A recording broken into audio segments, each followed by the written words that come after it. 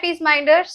आज का जो हमारा टॉपिक है वो एक ऐसा टॉपिक है जिसके बारे में हर कोई डिस्कस नहीं करना चाहता। सबको लगता है कि इसे अगर डिस्कस कर लिए तो पता नहीं क्या हो जाएगा, सबको शायद शर्म आती है या I don't know what it is. But ये टॉपिक डिस्कस करना उतना ही ज़रूरी है जितना कि ये जानना कि आप लोग अच्छे हैं, आप हेल्दी हैं, आप इस पैंडेमिक में अच्छे से अपना सर्वाइवल कर रहे हैं या नहीं। उतना ही ज़रूरी है ये टॉपिक भी। सो आज का हमारा टॉपिक है mental illness. So the first question comes in everyone's mind is what is mental illness. Guys, mental illness का मतलब होता है वो प्रॉब्लम्स जो हमारे दिमाग से जुड़े हुए हैं। जब हमारा दिमाग या हमारा इंटेलिजेंट हमारे ही खिलाफ काम करने लग जाता है तो हमें बहुत सारे प्रॉब्लम्स होने लगते हैं, और इसी का जो आगे जाके एडवांस्ड वर्जन होता है वो होता है मेंटल इलनेस। जिस तरीके से अगर हमारे बॉडी में कोई प्रॉब्लम होता है तो उसे फिजिकल इलनेस कहा जाता है, उसी तरीके से जब हमारा दिमाग ठीक से प्रॉपरली काम नहीं करता है तो उसे मेंटल इलनेस कहा जाता है। और जिस तरीके से हमारे फिजिकल इलनेस के लिए हमारे पास बहुत सारे प्रोफेशनल मेडिकल हेल्पर्स होते हैं, उसी तरीके से हमारे मेंटल इलनेस के लिए भी हमारे पास बहुत सारे professional and medical helpers available होते हैं। सेकंड क्वेश्चन, क्या ज़रूरी है हमें मेंटल इलनेस के लिए किसी प्रोफेशनल की हेल्प लेनी? इसके लिए मैं आपको एक एग्जांपल देना चाहती हूँ। जैसे कि आप जब छोटे थे तो साइकिल तो चलाते ही थे, राइट? तो एक दिन आप साइकिल चलाते चलाते मान लीजिए गिर गए और आपके हाथ और पैर में बहुत सारी चोट लग गई है। सो अब आप क्या करेंगे उस चीज़ के लिए? तो फर्स्ट थिंग तो आप घर आएंगे, सेकेंड थिंग आप अपने चोट को डेटॉल से अच्छे से क्लीन करेंगे, राइट? तो डेटॉल से जब हम अपने चोट को क्लीन करते हैं तब हमें बहुत ज़्यादा दर्द होता है एग्जैक्टली होता है। पर फिर क्या हम उस डर के मारे उस चोट को क्लीन नहीं करते?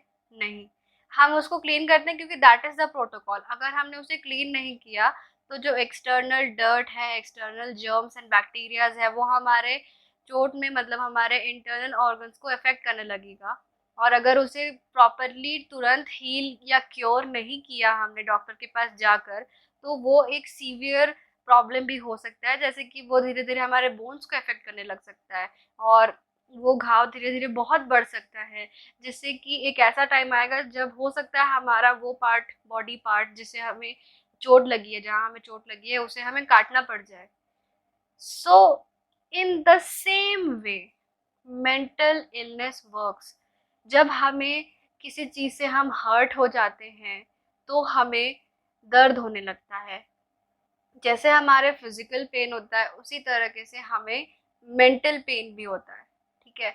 और उस चीज़ को अगर हम बहुत दिन तक क्योर नहीं करते हैं तो जिस तरीके से हमारा वो बॉडी पार्ट को काटना पड़ जाता है उसी प्रकार से हमारा दिमाग में भी बहुत बड़ा घाव तैयार हो जाता है। It is the same procedure and researches में भी ये प्रूव किया गया है कि मेंटल पेन जो है वो फिजिकल पेन से कई टाइम्स ज़्यादा होता है। तो इसके मुझे नहीं समझ में आता कि इसे टैबू क्यों माना जाता है, या अगर आप मेंटल इलनेस की बात कर रहे हैं तो आपको लोग पागल क्यों समझने लग जाते हैं। ये बिल्कुल पागलपन नहीं है। इसी से मेरा थर्ड क्वेश्चन जनरेट होता है जो कि लोग बार बार पूछते हैं, और वो ये है कि having mental illness is normal? Yes, yes and yes, the answer is only yes. इस दुनिया में ऐसा कोई भी इंसान अभी फिलहाल एट प्रेजेंट तो अवेलेबल होगा नहीं जिसे कोई छोटा या बड़ा मेंटल डिसऑर्डर ना हो। हर किसी को थोड़ा ना थोड़ा, कैसा ना कैसा मेंटल डिसऑर्डर ज़रूर होता है, और हम उससे रोज़मर्रा की ज़िंदगी में हम उससे डील कर रहे होते हैं। प्रॉब्लम कहाँ क्रिएट होती है? जब वो नॉर्मल लेवल से ऊपर जाने लगता है। तो ये हमें कैसे पता चलेगा? ये हमारे खुद के बिहेवियरल चेंजेस से पता चलने लगता है। तो जब भी अगर आपको कोई बिहेवियरल चेंजेस समझ में आ रहे हैं और आपको ऐसा लग रहा है कि कुछ चीज़ आपके दिमाग में सही नहीं चल रहा है, तो इसके बारे में अगर आप किसी से बात करते हो तो ये गलत क्यों है? मुझे ये समझ नहीं आता कि इसे लोग गलत क्यों मानते हैं। ये बिल्कुल गलत नहीं है। यहाँ पे हमारे लिए इतने सारे प्रोफेशनल हेल्प्स हैं, इतने सारे प्रोफेशनल्स हैं जो हमें इस चीज़ को लेके हेल्प कर सकते हैं, तो हम उसके बारे में बात क्यों नहीं करते हैं? ये उतना ही नॉर्मल है जितना कि आपकी बॉडी के पैनक्रियाज काम करना बंद कर दिए और आपको डायबिटीज़ हो गया है, तो आप डॉक्टर के पास जाते हैं, उनसे मेडिकेशंस लेते हैं, उनसे सलाह लेते हैं, उनसे डाइट फॉलो करवाते हैं। इन द सेम वे अगर आपकी ब्रेन में कोई प्रॉब्लम है, अगर आपका ब्रेन ठीक से काम नहीं कर रहा है, उसमें कोई एक प्रॉब्लम है, तो आप किसी साइकेट्रिस्ट के पास या साइकोलॉजिस्ट के पास अगर आप जाते हैं बिहेवियरल थेरेपीज़ के लिए या मेडिकेशंस के लिए, तो वो गलत कैसे है? मुझे तो ये बिल्कुल भी, मुझे तो क्या, ये किसी को भी गलत नहीं लगना चाहिए। और मेंटल इलनेस का ट्रीटमेंट जितनी जल्दी हो सके उतनी जल्दी आप लोगों को स्टार्ट कर देना चाहिए। और ये बिल्कुल नॉर्मल है, इसको लेके ये मत सोचिएगा कि ये ऐसा हो रहा है वैसा हो, ये बिल्कुल नॉर्मल है। इसके लिए आप बात कीजिए, आप उनसे बात कीजिए जिन पे आप पूरी तरह से ट्रस्ट कर सकते हैं।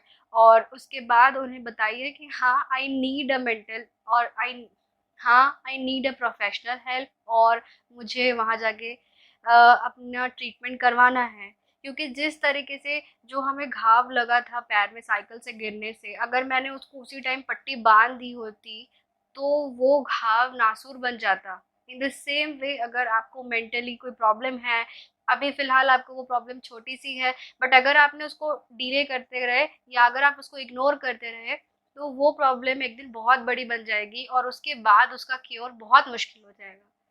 सो मेंटल इलनेस का क्योर जितनी जल्दी आप स्टार्ट कर सके उतना ही अच्छा है, और इसका क्योर बिल्कुल पॉसिबल है। हर एक मेंटल इलनेस को आप ट्रीट कर सकते हैं by the help of psychiatrist and psychologists.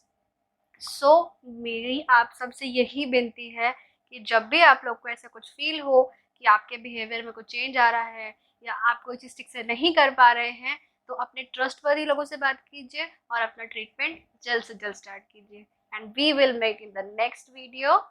Much love and God bless.